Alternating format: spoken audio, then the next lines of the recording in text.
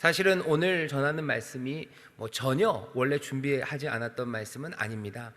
비슷한 주제였어요. 하지만 오늘 이 밤에는 우리 온성금 마지막 기도의 시간, 즐겁고 행복한 시간, 이 은혜가 넘치는 시간에 본문을 좀 바꿨습니다. 바꿔서 우리가 좀 이 말씀을 읽어야 되겠다 하는 생각으로 이 말씀을 읽었습니다.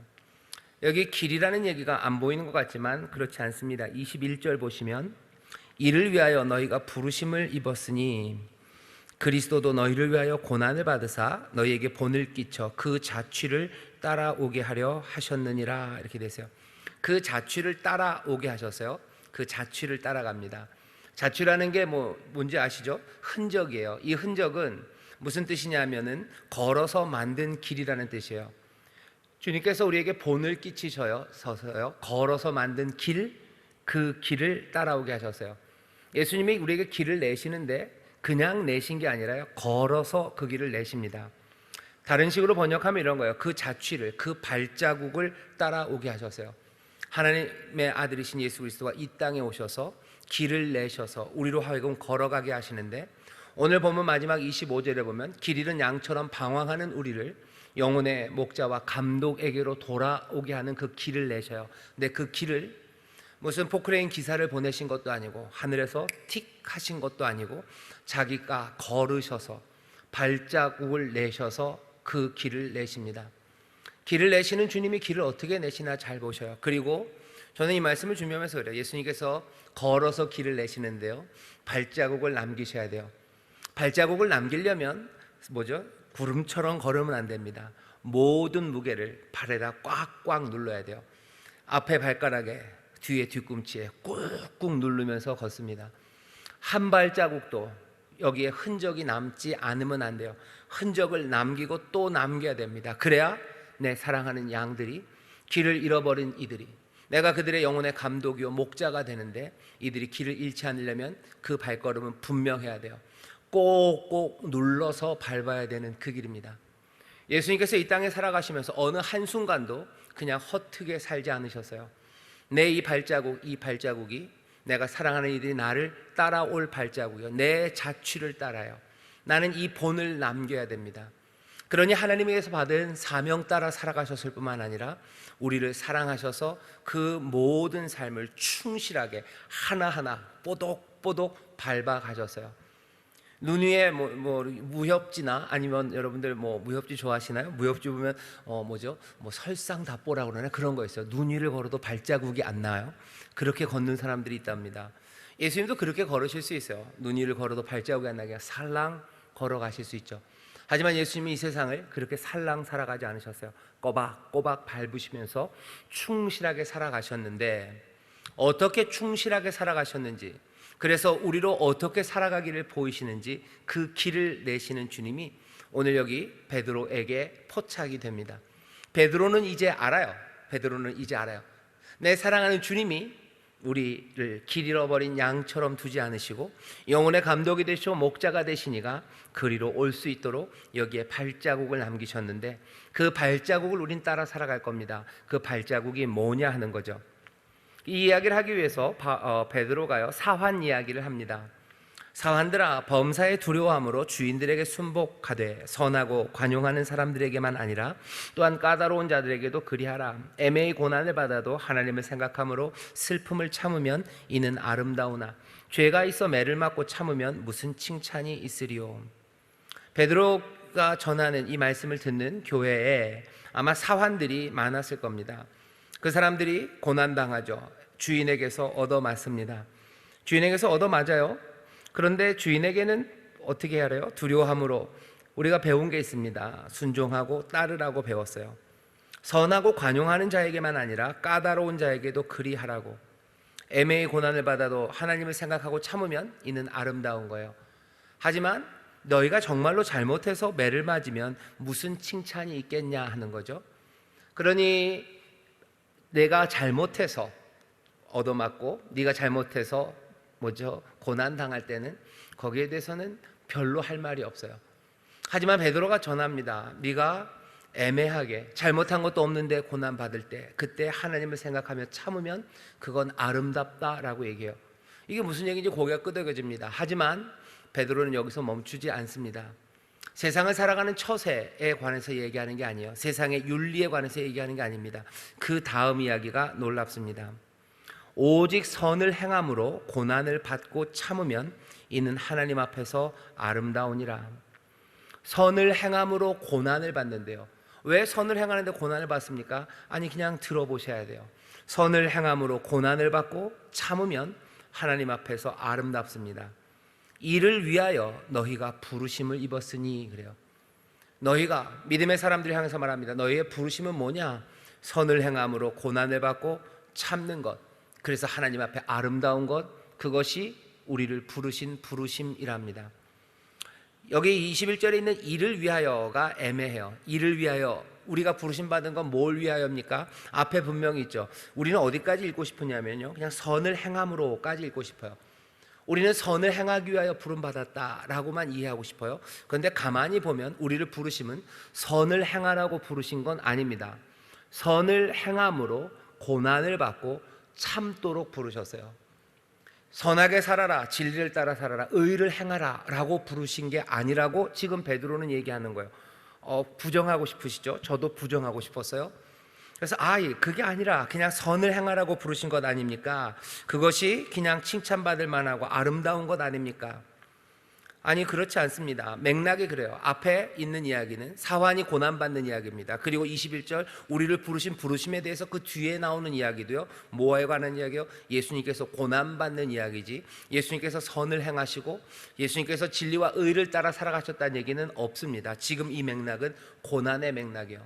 선을 행함으로 고난받고 그것들을 참는 것, 이 한 세트입니다. 이를 위하여 우리가 부르심을 입었다고 말씀하는 거예요.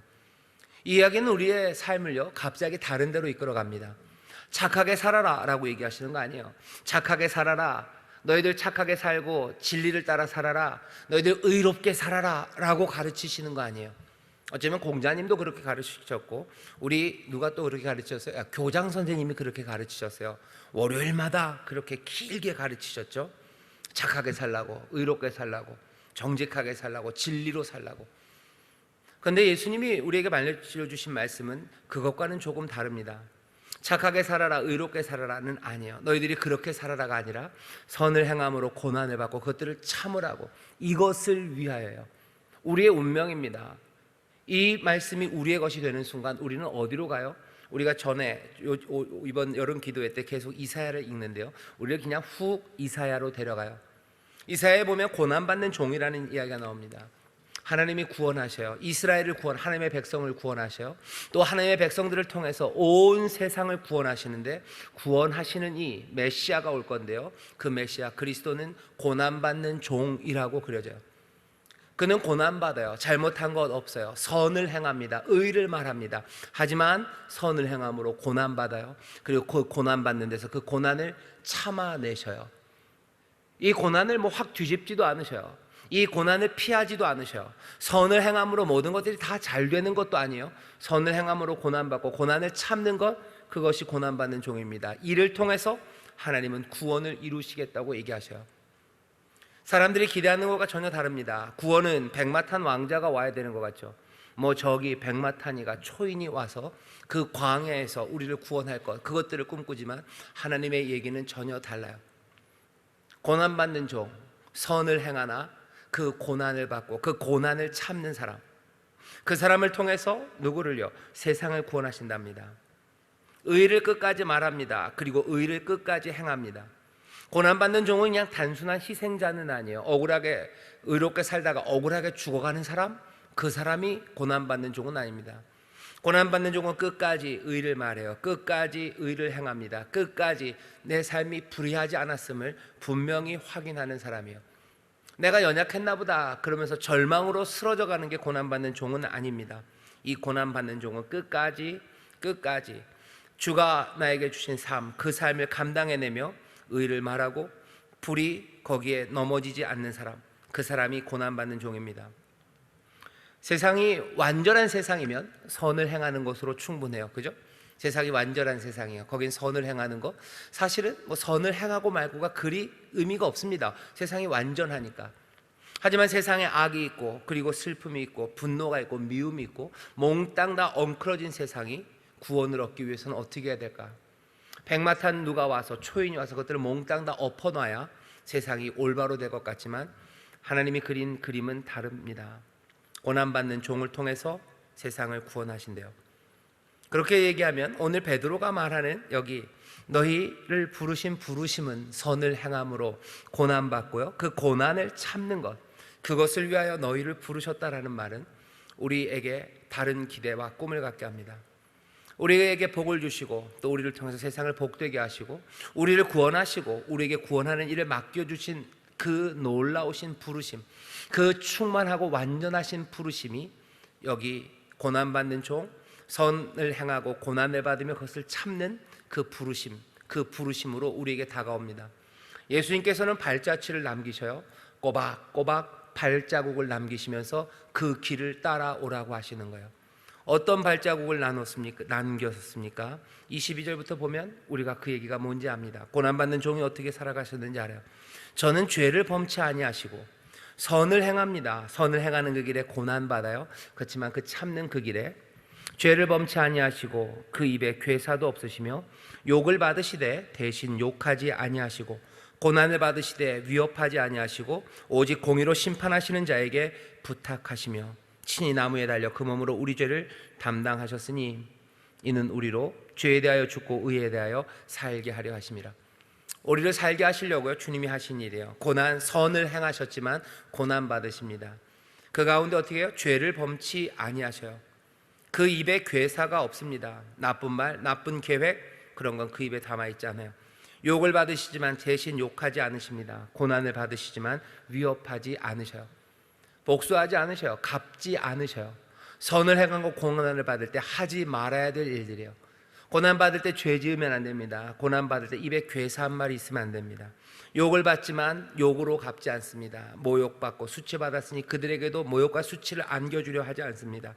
오직 공의로 심판하는 자에게 부탁하셔요. 하지 말아야 될 것 있어요. 해야 되는 건 하나입니다. 뭐죠? 부탁하죠. 공의로 심판하는 자 하나님에게 부탁하셔요.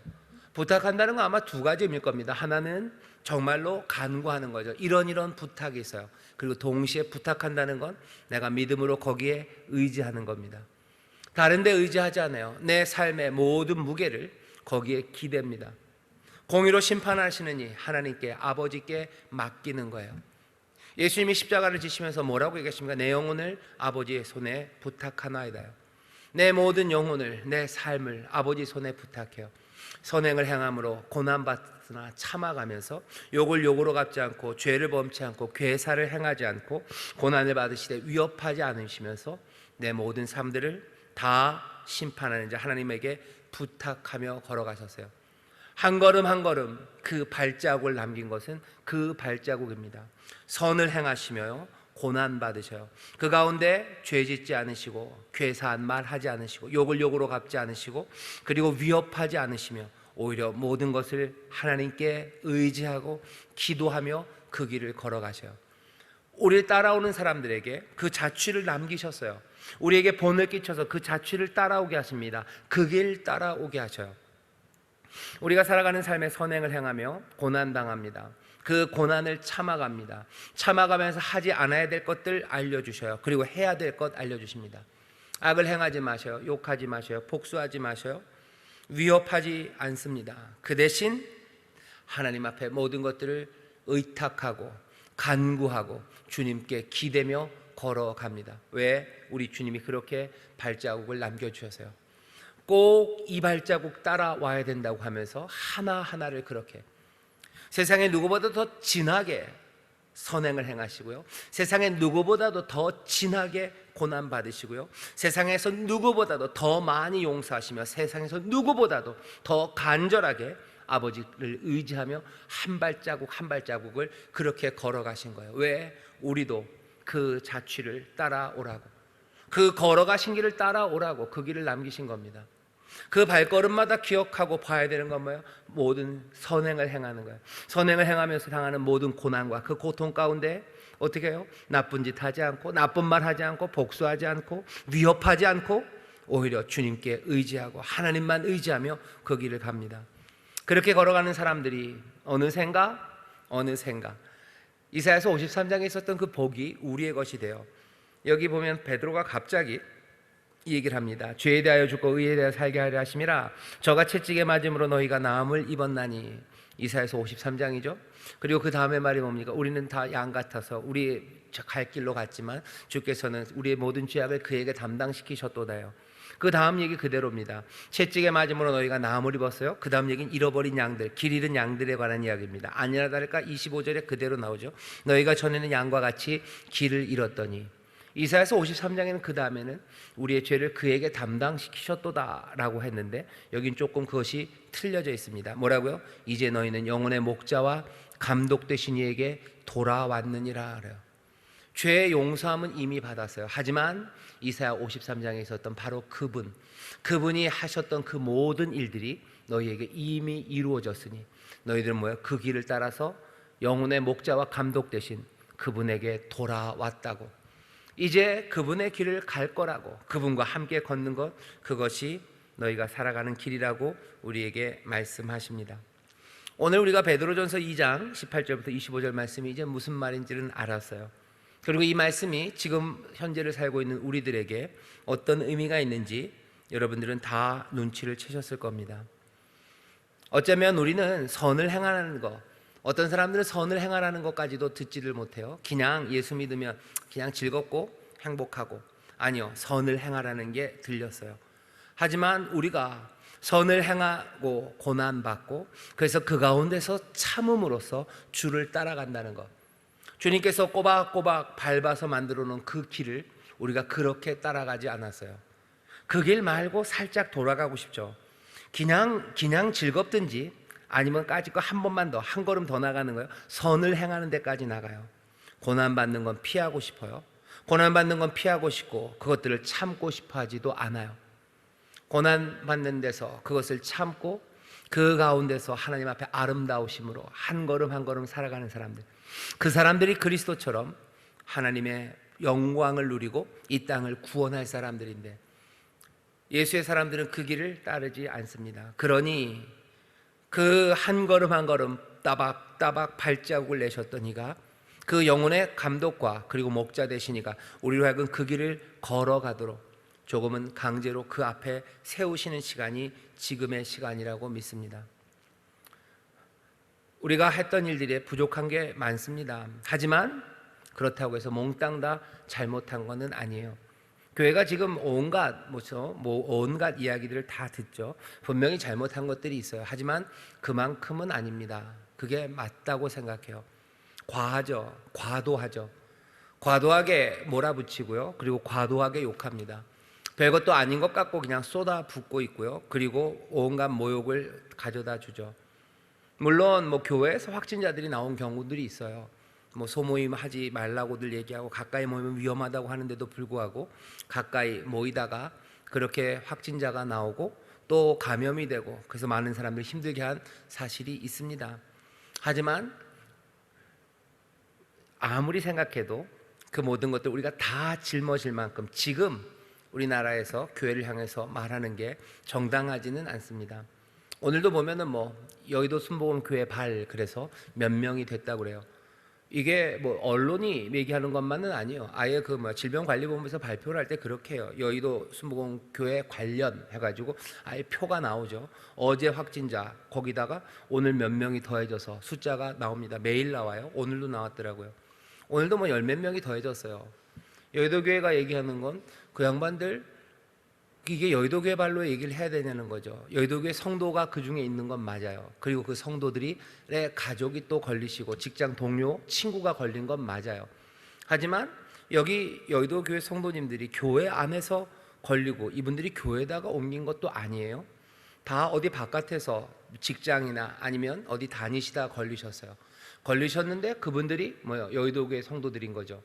근데 그게 여의도교회 발이라고 얘기할 거는 아닙니다. 근데도 계속 그런 식으로 통계를 잡고 처음 시작할 때부터 벌써 며칠간 계속 그렇게 말하고 있습니다.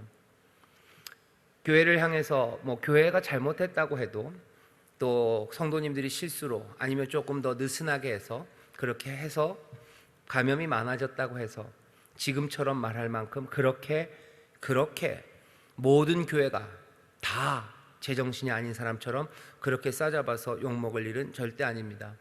제가 생각할 때 모르겠어요. 다른 사람들은 얼마나 조심하면서 살았는지 모르겠지만 교회 성도님들만큼이나 코로나 이 시절을 지나면서 마음 졸이면서 산 사람은 없습니다 라고 생각합니다. 아마 질본 그쪽에 있는 정은경 본부장님 아니면 그분들 더 마음 쓰셨겠죠.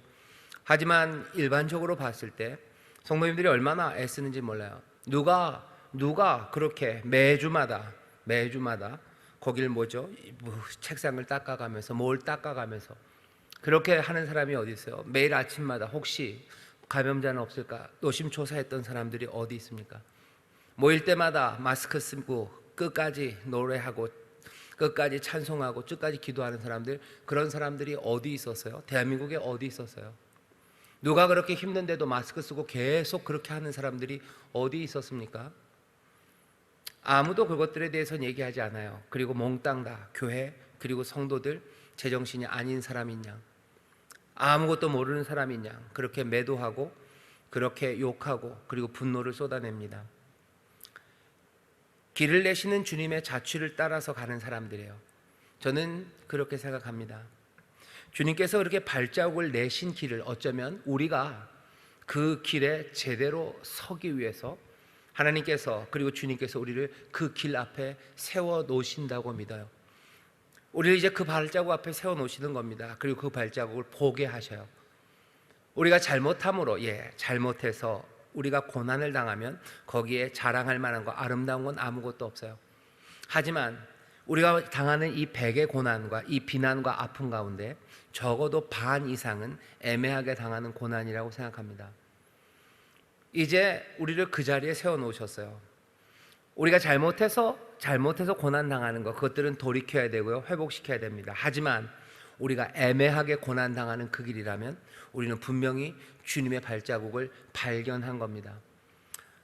예수님이 왜 발자국을 이렇게 따박따박 찍어 놓으셨어요? 세상엔 온갖 발자국들이 많기 때문이에요. 예뻐 보이는 발자국이요, 누가 봐도 이건 예쁜 아가씨 발자국이에요. 어떻게 알아요? 하이힐 자국이 얇고요, 저기가 이렇게 뾰족한 게 이건 예쁜 여자가, 아니면 여기 어디선가 금가루가 떨어진 발자국이에요. 세상에 온갖 발자국들이 자기를 따라오라고 세상에 깔려 있습니다. 하지만 우리가 따라가야 될 길은 딱 하나예요. 예수님이 따박 그래서 잊지 않도록 밟아 놓으신 발자국이에요. 그 발자국은 선을 행하되 거기에서 고난받으며 그것을 참는 발자국으로 우리에게 보이셨는데 우리는 그것에 대해서 무지하기도 했고요, 그리고 그것들을 즐거워하지 않았어요. 하지만 이제는 어쩔 수 없습니다. 이제는 그 발자국 앞에 우리를 세워 놓으셨어요. 이제부터 해야 되는 건 기뻐하십시오. 발자국을 찾았기 때문이에요. 길을 내시는 주님께서 이제 주의 영으로 우리를 그 발자국 앞에 세워 놓으셨습니다. 찾아내셨고 영혼의 감독과 그리고 영혼의 목자 되시니가 우리를 그 앞에 어쩌면 조금은 끌어 놓으셨어요. 왜? 하도 그 발자국을 잘 못 찾으니까, 그냥 놔뒀다가는 계속 헤맬 것 같으니까 그 발자국 앞에 우리를 가져다 놓으시고 우리를 조용히 그 발자국을 보게 하시는 겁니다. 고난받는 종을 통해서 세상을 구원하셨음에 대해서 다시 절절하게 보게 하시는 거예요. 세상이 완전한 세상이라면 고난받는 종, 선을 행함, 그런 건 별 의미 없습니다. 하지만 악하고 그리고 꼬여버리고 그리고 죄와 사망으로 이 세상이 어두워진 세상에서 구원이 이루어지기 위해서는요, 그 모든 것들을 회복하는 방법은 하나님이 택하신 방법은 다른 거 없어요. 고난받는 종, 선을 행하지만 끝까지 그 고난 가운데, 선을 행하며 고난 가운데도 참아가는 사람들, 그 가운데서 죄를 범치 않고 입에 괴사가 없으며 욕을 욕으로 갚지 않고 고난을 받으시되 위협하지 않으며 온전히 하나님께 기도하고 삶을 의지하며 끝까지 걸어가는 사람들, 여기 깨어진 사람들이 모여 있습니다. 우리 아까 얘기를 조금 들어봤는데 우리 권사님들 속상하시죠. 땅을 치면서 우시는 분들도 있고 많은 그리스도의 사람들이 지금 마음이 깨져 있어요. 마음이 깨집니다. 마음이 깨졌고 마음이 다 갈라져 버렸어요. 이 갈라진 마음을 어떻게 합니까? 이 갈라진 마음을 어떻게 합니까? 여기서 어떻게 참습니까? 그리고 여기서 어떻게 이 가운데도 죄를 행하지 범치 않고 또 고난 받으시되 위협하지 않으며 주님께 의지합니까? 성령의 도우심이 필요해요. 주의 영이 우리 가운데 임해야 됩니다. 고난 받는 종, 그는 기름 부음을 받은 사람이요. 성령님 우리를 도우셔서요. 이 고난, 선을 행하는 고난입니다.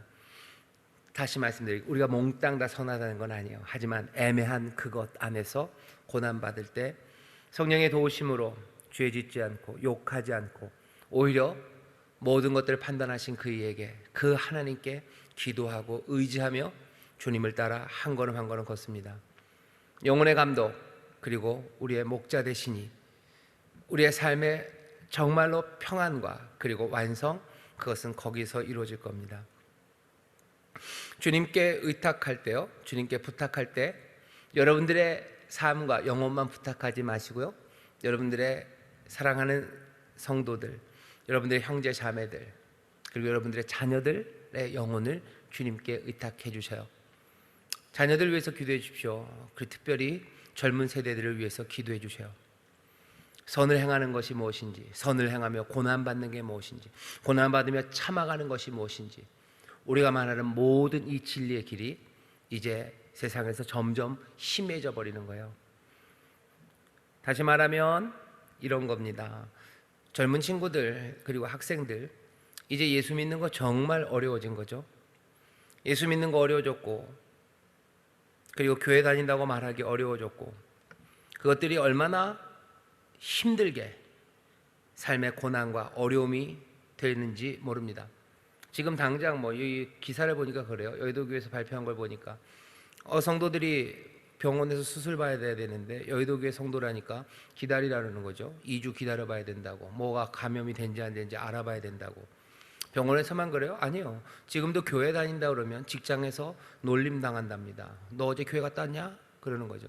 처음에는 그런 얘기 안 나다 점점 시간이 갈수록 교회 다니세요? 라고 옛날에 물어봤다면 이제는 그렇게 안 물어보죠. 교회 다니세요? 이렇게 물어보죠. 점점 힘들어지는 상황이고요. 그리고 여기서 회복되는 것이 가능하겠냐라고 사람들이 묻기 시작하는 거예요. 교회는 회복할까? 전도? 그것들은 가능할까? 믿음을 갖는다는 게 더 이상 이 땅에서 얼마나 어려워질지에 대해서 사람들은 압니다. 선을 행하는 고난이요, 거기서 그것들을 참기 위해서는 우리의 삶과 영혼을 온전히 주님께 의탁하며 죄짓지 말고 살아가야 돼요. 서로를 위해서 기도하십시오. 내 형제 그리고 내 자녀들의 영혼을 주님께 맡긴다고 기도하셔요. 주님, 그들이 주께 의지하며 살아가게 하기를, 주님 그들의 영혼을 붙잡아 달라고 기도하십시오. 깨진 마음들을 붙잡으시는 거예요. 갈라진 것들을 모으시는 거예요. 그럴 때 바로 거기에서 하나님의 역사와 은혜가 나타납니다.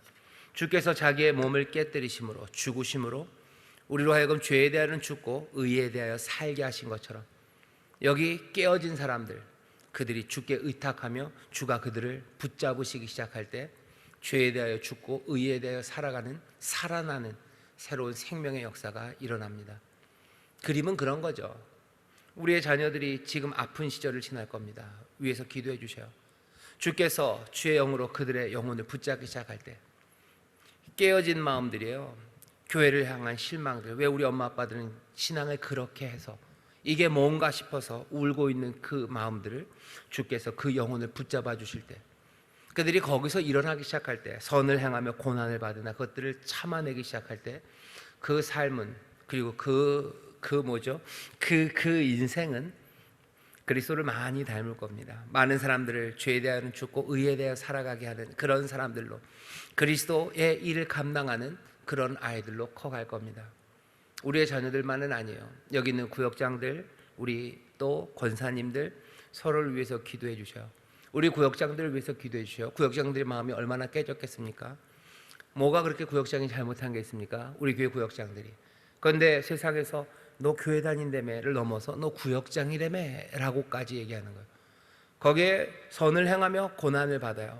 뭘 잘못한 게 있나요? 코로나에서 코로나를 쫓아다니면서 감염시켜달라고 다녔어요? 아니요, 그런 적 한 번도 없어요. 다른 사람들에게 폐암 끼치려고, 아니 오히려 더 감염 안 되기 위해서 더 많이 기도하고 더 많이 눈물 흘리고 이 나라 이 민족을 위해서 간구했습니다. 뭘 잘못했습니까? 잘못한 거 하나도 없는데도 뭐하는가 깨지는 거예요. 마음이 깨지는 거예요. 왜 자기 친구들한테 그런 얘기 들어야 됩니까? 왜 집에 있는 다른 시어머니 아니면 다른 시댁 식구들 아니면 내 친정 엄마에게 왜 그런 이야기 들어야 돼요? 고난 당하는 겁니다. 깨진 마음들이요. 선행을 하지만 고난 당합니다. 그것들을 참아가요. 죄 범하지 않고 입에 괴사가 없으면 쉽지 않습니다. 앞에서는 그냥 씩 웃고 있어 뒤에 가서 욕하고 싶고요. 그리고 그냥 꼬집어주고 싶고요.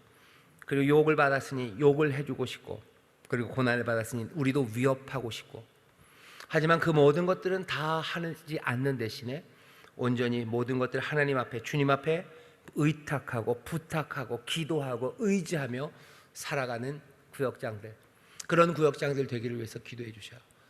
우리 구역장들이 죄 짓지 않고 욕하지 않고 주님 앞에 더 기도하고 주님만 더 의지해서 선을 향하며 당하는 고난, 그것들을 참아내기를, 예수님이 걸으셨던 그 발걸음, 꼬박꼬박 주님께서 깊이 내셨던 그 자취를 하나씩 따라가기를, 그 길이 고난받는 종으로 내 삶의 구원이 임할 뿐만 아니라 주의 치료하심과 회복하심이 나에게만 임할 뿐만 아니라 내가 이제 또 그 구역장이 이제 세상을 치료하는 고난받는 종, 구원의 사람이 될 수 있도록 서로를 위해서 기도해 주십시오. 교역자들을 위해서 기도해 주셔요. 재직들 위해서 기도해 주셔요. 우리 자녀들 위해서 기도해 주셔요. 믿음의 사람들 위해서 기도해 주십시오. 주님 따라가는 그 길에 우리를 세우셨고 어떤 게 주님 따라가는 길인지 이제 분명히 보이신 시절이에요. 그러니 여러분들 너무 염려하지 마십시오. 우리가 첫날, 둘째 날 계속 얘기했던 것처럼 주님께서 길을 여셔요. 구름기둥과 불기둥으로 길을 여시고 광야의 길이 솟아나고요. 시온의 대로, 그 대로가 열립니다. 사람들은 그 시온의 대로와 불기둥과 구름기둥이 인도하는 길이 그냥 어떤 길인지 잘 몰랐어요. 시간이 지나며 점점 분명해지는 길은 예수 그리스도에서 온전히 드러나는 겁니다. 시온의 대로는 그렇게 열려요. 그리고 우리에게 열리는 광야의 길은 그렇게 열려요. 그 길이 좌우에 네온사인 반짝반짝하고 아로마 향 가득하고 미끈한 그런 길인 줄 알았다면 여러분들 잘못 생각하셨다는 거예요. 분명히 평안의 길입니다. 분명히 회복의 길입니다. 그리고 하나님의 영광이 가득한 복된 길이고 우리로 춤추고 노래하게 하고 즐거워하고 그리고 주 앞에서 창화하게 하는 그 길이에요. 그 길이 좁은 길이고 십자가의 길이고 어쩌면 아무도 가지 않았던 길이지만 그 길이 우리를 집으로 인도하는 길이고 아버지 품으로 인도하는 길, 참된 기쁨과 즐거움이 넘치게 하는 바로 그 길입니다. 누구도 이렇게 얘기하지 못해요. 오직 주님만 이 길을 말씀하실 수 있는 건 자기가 그 길을 하나하나 걸어가셨기 때문이고 그 길이 승리와 그리고 영광의 길이라는 것을 그 삶이 증명하셨기 때문입니다. 아마 그 길을 울며 갈 수도 있습니다. 하지만 집으로 가는 길이요, 즐거워하십시오. 그 길을 그냥 연 건 아닙니다. 주님께서 발자국으로 여셨고요, 그거 그냥 상징적으로 꽉꽉 눌러서 걸었다는 거지 실제에 있어서는 살을 찢으시고 피를 흘리셨던 그 길이에요. 밤이 맞도록 눈물로 기도하시고 머리 둘 곳조차 없었던 그 길입니다. 온갖 모욕과 치욕을 다 당하시고 굶으시고 그렇게 눈물을 흘리시고 애통하고 가슴 치며 걸어가셨던 그 길이에요. 그렇게 발자국을 만들어 놓으셨어요. 그 발자국을 걷는 사람들은 아마 그렇게 걷게 될 겁니다. 찢기고 피 흘리고 머리 둘 곳 없고 밤에 잠 못 자고 하나님 앞에 의탁하는 일이 만만치 않습니다. 하나님 의탁하고 끝나는 거 아니에요. 밤이 맞도록 기도하시는 거예요. 땀방울이 핏방울이 되도록 기도하는 거예요. 하지만 그 길이 기쁨과 창화의 길, 그리고 온전한 구원과 그리고 영광의 길, 생명의 길임을 우리에게 분명히 말씀하십니다. 주님께서 길을 내십니까? 예, 길을 내셨어요. 영광의 길입니까? 예, 맞습니다. 시온의 대로입니까? 예, 맞습니다. 우리를 집으로 인도하는 길입니까? 예, 맞습니다. 광야 같은 삶에 이제 새로운 풍성함과 열매가 가득한 삶입니까? 예, 맞습니다. 그 길은 주가 여셨습니까? 예, 주가 여시고 주가 길을 내셨어요. 찢으셔서 낸 길이에요. 그리고 그 길은 선을 행한, 하지만 그 고난을 참으며 걸어가는 길이고 그 길에서 죄 짓지 않습니다. 그 대신 온전히 하나님, 온전히 아버지를 의지하고 기도하며 걸어가는 길입니다. 그 길에 영혼의 감독이시고 목자가 되신 주님이 함께 하시고 주의 영이 우리와 함께 걸으시니 여러분들 이제 이 길을 기쁨으로 가십시오. 즐거운 건 그거죠. 즐거운 발견은 요즘 우리가 즐겁게 발견하는 것은 우리가 그 길을 보게 하셨어요. 이거구나 하고 보게 하셨어요. 이제 해야 되는 일은 하나입니다. 그 길을 영접하시는 거예요. 이것이 내 것이다. 이것이 내 삶이고 이것이 나를 부르신 부르심이고 이것이 내 운명이고 이건 행복하고 즐거운 나의 운명이라고, 내가 구원자를 만났고 진리를 만났고 생명을 만났다고 여러분을 기쁨으로 영접하십시오.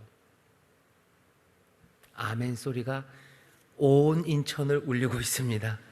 아멘, 아멘, 아멘.